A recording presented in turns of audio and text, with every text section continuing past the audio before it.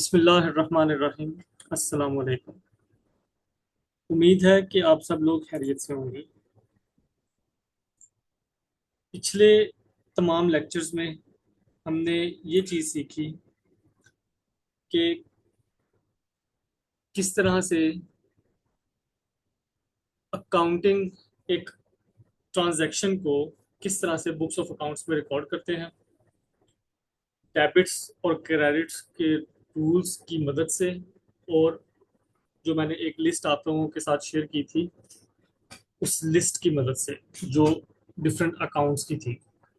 अब हम general journal से आगे चलेंगे और ये देखेंगे कि किस तरह से एक ट्रांजैक्शन जो हमने जर्नल में रिकॉर्ड की थी उसको हम लेजर में पोस्ट करते हैं और उससे ट्रायल बैलेंस बनाते हैं।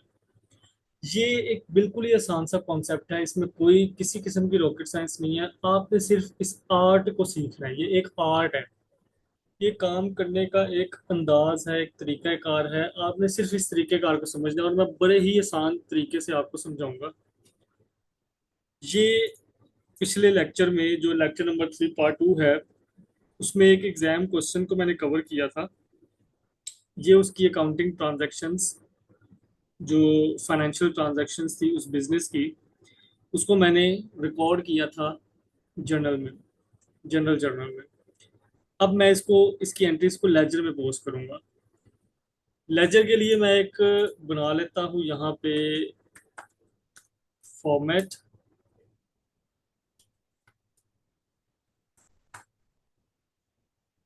यहाँ पे मैंने डिस्क्रिप्शन और अमाउंट ली और यहाँ पर भी मैं डिस्क्रिप्शन और अमाउंट ले लूंगा और इसी को मैं नीचे तक फॉलो करूंगा। यहाँ पे मेरे सारे लेजेस बनते जाएंगे। अब ये अकाउंट देख रहे हैं आप, ये कमोबेश कोई 10 से 12 मेरे ख्याल से ये अकाउंट होंगे।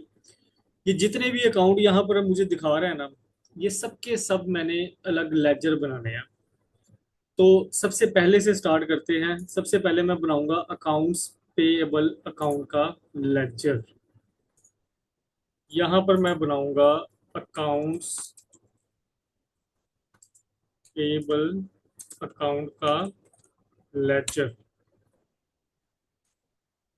इस अकाउंट्स पेएबल के अकाउंट में आप देखें कि अकाउंट्स पेएबल एक दफा क्रेडिट हो रहा है तो मैं उसको क्रेडिट साइड पे लिख दूंगा, और एक दफा वो डेबिट हो रहा है तो एक दफा मैं उसको डेबिट साइड पे लिख दूंगा।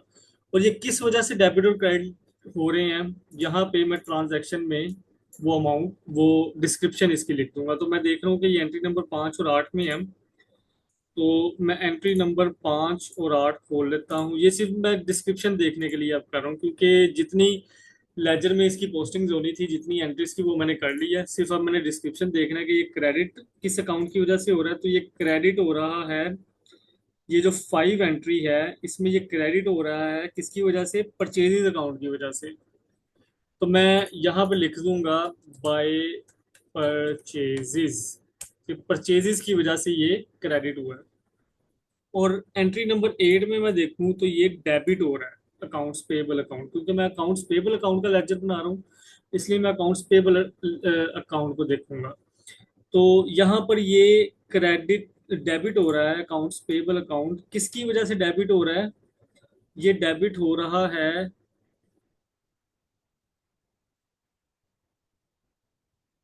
परचेजेज अकाउंट की वजह से। तो यहाँ पर मैं लिख लूंगा टू परचेजेस,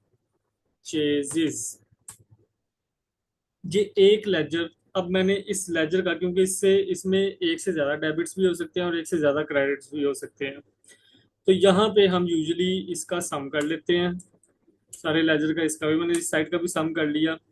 अब इसकी क्रेडिट साइड बड़ी है क्योंकि क्रेडिट साइड 23,000 है और डेबिट साइड इसकी 1400 रुपए की है।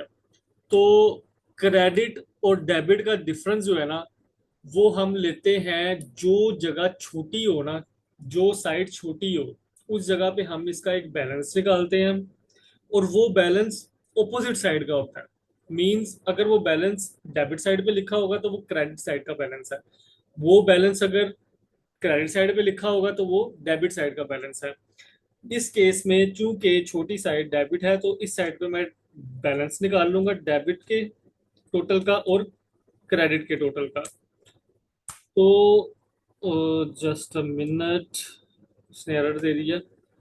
क्योंकि वो टोटल के साथ मैं करूं तो ये मुझे यहाँ पर अलाउ नहीं करेगा, तो मैं इसको यहाँ से इस तरह कर देता हूँ। तो यहाँ से मेरे पास इसका जो बैलेंस अमाउंट आई है वो आई है, इसको मैं बीएल से डिनोट कर देता हूँ, बैलेंस, जो कि मैंने कैरी फॉरवर्ड करना है अगर मेरे पास ये आगे। नेक्स्ट मैं इसको कंटिन्यू करता हूँ, ये भी आगे डिस्कस करेंगे कि ये कैरी फॉरवर्ड और ब्रॉड फॉरवर्ड क्या चीज़ें होती हैं। तो ये मेरे पास इसकी बैलेंस अमाउंट आ गई है। अब आप ये देख रहे हैं कि ये टोटल जो है इसका हमेशा बराबर होना चाहिए। टोटल हमेशा डेबिट और क्रेडिट साइड का बराबर होना चाहिए। छोटी साइड पे आपने उसका बैलेंस निकालना है और वो जो बैलेंस निकलेगा वो ऑपोजिट साइड का होगा हमेशा। अगर ये डेबिट साइड का बैलेंस है तो ये असल में क्रेडिट साइड का बैलेंस है, अगर डेबिट साइड पे लिखा हुआ है तो। ठीक है, इतना आप अगर समझ लें तो आप लेजर को समझ जाएंगे कि लेजर होता क्या। अब दूसरा अकाउंट मैं लेता हूं। दूसरा अकाउंट मेरे पास है यहाँ पर accounts receivable account. Accounts receivable account का लेजर अब मैं बनाऊंगा। अकाउंट्स रिसीवेबल के लेजर में मैं देख रहा हूँ कि ये दो दफा क्रेडिट हुआ है और एक दफा डेबिट हुआ है। तो जैसे हुआ है वैसे ही मैं लिख लेता हूँ इसको। एक दफा मैंने डेबिट पे लिख लिया, दो दफा मैंने क्रेडिट पे लिख लिया। अब मुझे इसकी चाहिए कि डिस्क्रिप्शन चाहिए कि ये किस अकाउंट की वजह से डेबिट हो रहा है और किस अकाउंट की वजह से क्रेडिट हो रहा है। तो मैं देख रहा हूँ कि यहाँ पे एंट्री नंबर 4, 7 और 9 में अकाउंट रिसीवेबल से रिलेटेड ट्रांजैक्शंस आ रही हैं। तो मैं 4, 7 और 9 ट्रांजैक्शंस ओपन कर लूंगा। 4, 7 और 9। यहाँ पर मैं देख रहा हूँ कि ये डेबिट हुआ था, ये एंट्री नंबर 4 में सेल्स अकाउंट की वजह से। तो मैं यहाँ पे इसकी डिस्क्रिप्शन लिख लूंगा, सेल्स अकाउंट। फिर मैंने 2000 को देखा, ये क्रेडिट हो रहा था सेल्स अकाउंट की वजह से। और फिर मैंने 5000 को देखा तो ये क्रेडिट हो रहा था कैश अकाउंट की वजह से। तो उसके बाद जैसे मैंने पिछले लेजर में किया था, मैं इसका टोटल ले लूंगा, इस साइड का भी टोटल कर लूंगा, इस साइड का भी टोटल कर लूंगा। अब यहाँ पर डेबिट साइड बड़ी आई है तो मैं क्रेडिट साइड पे इसका बैलेंस निकाल लूंगा, क्योंकि क्रेडिट साइड छोटी है। ये इसका बैलेंस निकल आया। बैलेंस निकालने से ये दोनों साइड्स आपस में बराबर हो गई। और यहाँ पर मैं लिख लूंगा बैलेंस कैरी फॉरवर्ड। ये मेरी बैलेंस की अमाउंट आ गई। दूसरा लेजर भी हमने मुकम्मल कर लिया। अब मैं चलूंगा तीसरे लेजर की तरफ। अब मैं काम को थोड़ा सा तेज करूंगा क्योंकि आपको थोड़ी सी समझ आना शुरू हो गई होगी। तो मैं बैंक को देख लूंगा। बैंक सिर्फ और सिर्फ एक दफा डेबिट हो रहा है, तो बैंक के अकाउंट में जब मैं इसकी ट्रांजैक्शंस को रिकॉर्ड करूंगा, लेजर में पोस्ट करूंगा, तो बैंक को मैं 50,000 से डेबिट कर दूंगा क्योंकि डेबिट हुआ हुआ है। और चूंकि अब क्रेडिट साइड पे ये कुछ भी नहीं है, तो इसका जो बैलेंस है वो यहाँ पर आ जाएगा। अब मैं डिस्क्रिप्शन को आगे रिकॉर्ड नहीं करूंगा क्योंकि मैंने आपको बता दिया है कि डिस्क्रिप्शन को हमने कैसे लेना है। तो आपने चूंकि अब मैंने क्वेश्चन को ज़रा जल्दी जल्दी कंप्लीट करना है वरना लेक्चर बहुत लंबा हो जाएगा। तो आपने देख लेना है कि इसके डिस्क्रिप्शंस में क्या आ रहा है। अब मैं यहाँ पे इसका बैलेंस लूंगा। ये बैलेंस मेरे पास आ जाएगा इतना, और यही मेरा इसका टोटल आ जाएगा। तो ये मेरा बैंक अकाउंट का निकल आया। लेजर मैंने पोस्टिंग कर दी सारी। फिर मैं एक बैंक लोन या पेबल अकाउंट का लेजर बनाऊंगा। उसके अंदर एक ही एंट्री जो है वो क्रेडिट हो रही है, तो मैं इसको 50,000 को क्रेडिट करके इसका टोटल निकाल के इसका बैलेंस निकाल लूंगा। यही इसका बैलेंस आएगा और यही इसका टोटल आएगा। ये मेरी बैलेंस की अमाउंट है, बैलेंस कैरी फॉरवर्ड। फिर नेक्स्ट अकाउंट की तरफ चलते हैं, कैपिटल अकाउंट। कैपिटल अकाउंट भी मेरा सिर्फ एक दफा ही, सॉरी इसको नीचे कर लूंगा जरा, सिर्फ एक दफा ही मेरा क्रेडिट हो रहा है। तो 5 लाख रुपीज से है ये क्रेडिट, तो इसका बैलेंस भी, इसको मैं यहाँ पर नीचे कर लेता हूँ, तो इसका बैलेंस भी मेरा 5 लाख से ही आ जाएगा। और इसका मैं टोटल भी कर लूंगा, तो टोटल मेरा इसका आ जाएगा 5 लाख। फिर नेक्स्ट में मेरा अकाउंट है कैश अकाउंट। अब कैश अकाउंट मेरा काफ़ी दफ़ा डेबिट भी हो रहा है और काफ़ी दफ़ा क्रेडिट भी हो रहा है। इसको मैं आपको मुकम्मल बना के दिखा देता हूँ ताकि एक बड़ा अकाउंट है आपको क्लियर हो जाए मज़ीद। कैश अकाउंट आपने देखा कि एक 5 लाख से डेबिट हुआ, फिर 45,000 से क्रेडिट, फिर 15,000 से क्रेडिट, फिर 14,000 से क्रेडिट और फिर 5,000 से डेबिट। ये इसकी तारीख थी, डेबिट और क्रेडिट की ट्रांजैक्शंस। अब ये कौन कौन से अकाउंट में आ रहा है, मुझे इसकी डिस्क्रिप्शन देखनी है, तो ये एंट्री नंबर 1, 2, 3, 6 और 9 में आ रहा है। 1, 2, 3, 6 और 9 एंट्रीज मैं खोल लूंगा सारी, 1, 2, 3, 6 एंड 9। पहली एंट्री 5 लाख में ये डेबिट हो रहा है कैपिटल अकाउंट की वजह से, कैपिटल अकाउंट।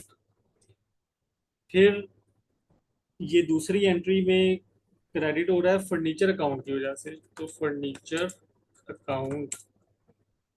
फिर तीसरी एंट्री में भी ये क्रेडिट हो रहा है यूटिलिटी चार्जेस की वजह से, यूटिलिटी चार्जेस।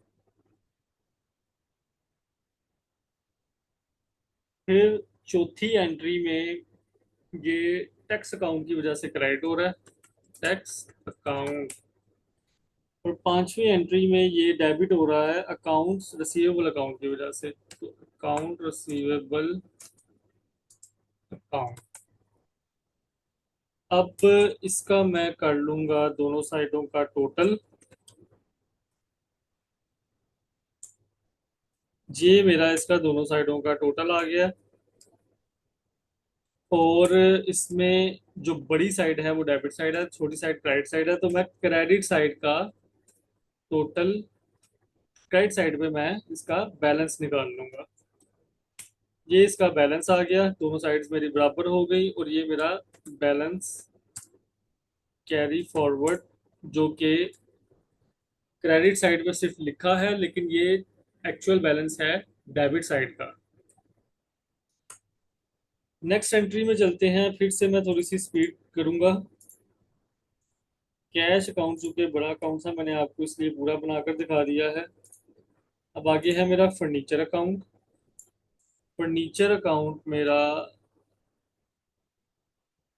फर्नीचर अकाउंट ये मेरा हो रहा है डेबिट 45,000 से, इसमें क्रेडिट कुछ भी नहीं है। तो यहाँ पर मेरा ये बैलेंस आ जाएगा उल्टी साइड पे इसकी। ये सिर्फ एक आर्ट है जो मैं कर रहा हूँ, इस आर्ट को आपने समझना है, आपको कोई मुश्किल नहीं होगी। फिर ये तरीक़ेकार है एक अकाउंटिंग का। फिर परचेजेस अकाउंट आ गया आगे। परचेजेस अकाउंट, इसमें परचेजेस एक दफ़ा मेरी 23,000 से डेबिट हो रही हैं और 1,400 से क्रेडिट हो रही हैं। बैलेंस मैं इसका निकाल लूँगा यहाँ पर, ये मेरा बैलेंस आ गया। और ये मेरा परचेजेस अकाउंट का टोटल आ जाएगा। फिर नेक्स्ट मेरे पास अकाउंट है सेल्स अकाउंट। सेल्स अकाउंट में भी सेल्स अकाउंट, इसमें भी मेरे पास 1,40,000 से क्रेडिट है और 2,000 से डेबिट है। मेरा बैलेंस इस साइड पे आ जाएगा और फिर उसके बाद मैं इसका टोटल निकाल लूंगा। ये मेरा टोटल हो गया और ये मेरा बैलेंस हो गया। Carry forward.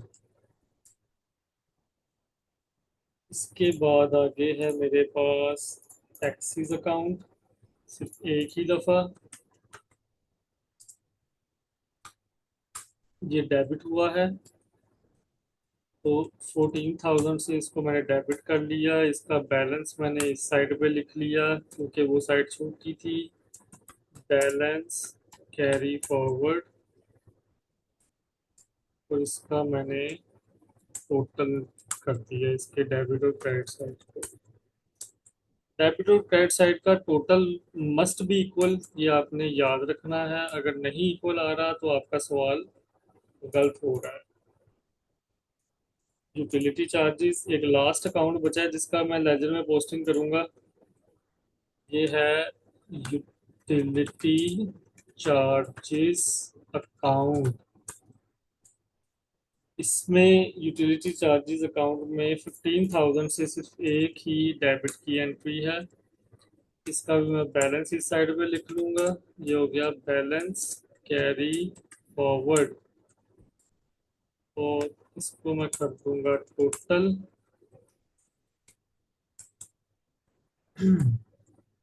यहां तक हमारे लेजर्स कंप्लीट हो गए।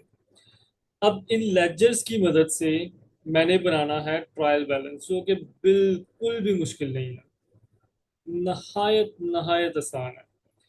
एक नई शीट में मैं यहाँ पर आपके सामने बनाऊंगा ट्रायल बैलेंस। इसमें मैं अकाउंट यहाँ पर लिख दूंगा। ये मेरे डेबिट के बैलेंसेस यहाँ पर आ जाएंगे और ये मेरे क्रेडिट के बैलेंसेस यहाँ पर आ जाएंगे।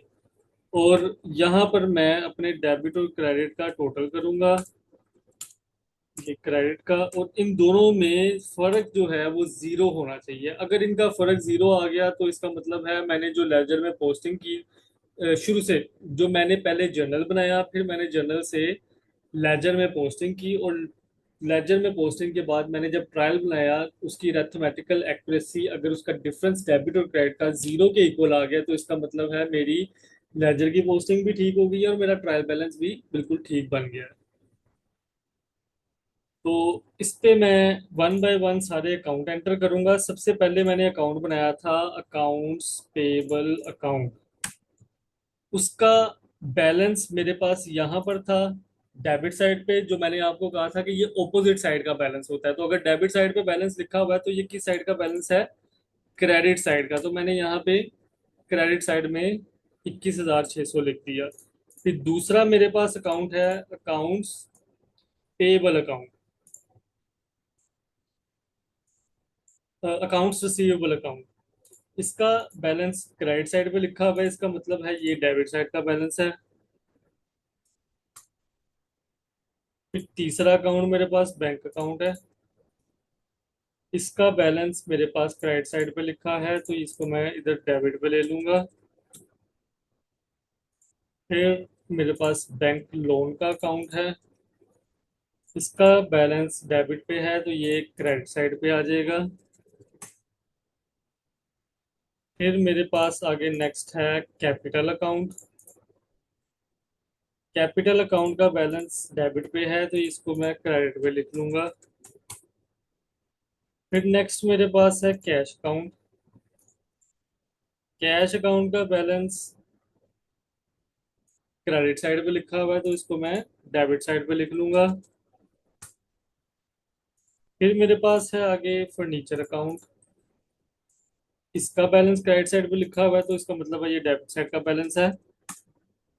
हमेशा जहां पर बैलेंस लिखते हैं आप, वो ऑपोजिट साइड का बैलेंस होता है ट्रायल में। फिर परचेजेज अकाउंट, ये क्रेडिट पे है, तो इसको मैं डेबिट पे लिख लूंगा। फिर है सेल्स अकाउंट। ये डेबिट साइड पे लिखा हुआ है, इसका मतलब है ये क्रेडिट साइड का बैलेंस है। फिर है टैक्सीज अकाउंट। इसका बैलेंस क्रेडिट पे है तो ये मैं डेबिट साइड पे ले लूंगा। फिर है लास्ट में यूटिलिटी चार्जेस अकाउंट। अभी इसको एंटर करने से पहले आप देख रहे हैं कि 15,000 का डिफरेंस आ रहा है। जैसे ही मैं ये क्रेडिट साइड का जो बैलेंस है इसको डेबिट साइड पे लिखूंगा तो ये आपका अरिथमेटिकल एक्यूरेसी के लिए दोनों डेबिट और क्रेडिट साइड आपकी बराबर हो जाती हैं, और आपका जो डिफरेंस है वो जीरो हो जाता है। और ये मैंने बनाया है ट्रायल बैलेंस। ये एक अनएडजस्टेड ट्रायल बैलेंस है। इसमें कुछ एडजस्टमेंट्स होती हैं ईयर एंड पे। उसके बाद ये एडजस्टेड ट्रायल बैलेंस बनता है, और उस एडजस्टेड ट्रायल बैलेंस से हम प्रॉफिट एंड लॉस अकाउंट बनाते हैं, बैलेंस शीट बनाते हैं, statement of changes in equity बनाते हैं, और एक और स्टेटमेंट इससे पहले आती है अगर तो उसकी भी ट्रांजैक्शन कोई ऐसी हुई हो, उसको कहते हैं स्टेटमेंट ऑफ कंप्रीहेंसिव इनकम। तो ये 3 से 4 स्टेटमेंट्स हैं। प्रॉफिट एंड लॉस अकाउंट जिसको हम इनकम स्टेटमेंट भी कहते हैं, फिर अदर कंप्रीहेंसिव इनकम, फिर बैलेंस शीट, फिर कैश फ्लो स्टेटमेंट, फिर statement of changes in equity. ये 4 से 5 स्टेटमेंट्स हैं जो कि हम एडजस्टेड ट्रायल बैलेंस की मदद से बनाते हैं, और फिर हम अपनी फाइनेंशियल स्टेटमेंट्स को प्रेजेंट करते हैं बनाकर। तो ये था सारा तरीकेकार। उम्मीद है कि आपको समझ आ गई होगी। अगर समझ कुछ नहीं आया तो मेरा व्हाट्सएप नंबर आप लोगों के पास अवेलेबल है, आप किसी भी टाइम कॉल या मैसेज करके मुझे अपनी परेशानी, अपनी क्यूरी के बारे में बता सकते हैं। मैं इंशाल्लाह उसको रिजॉल्व करने की पूरी कोशिश करूंगा। बहुत बहुत शुक्रिया आपका। अल्लाह हाफिज़।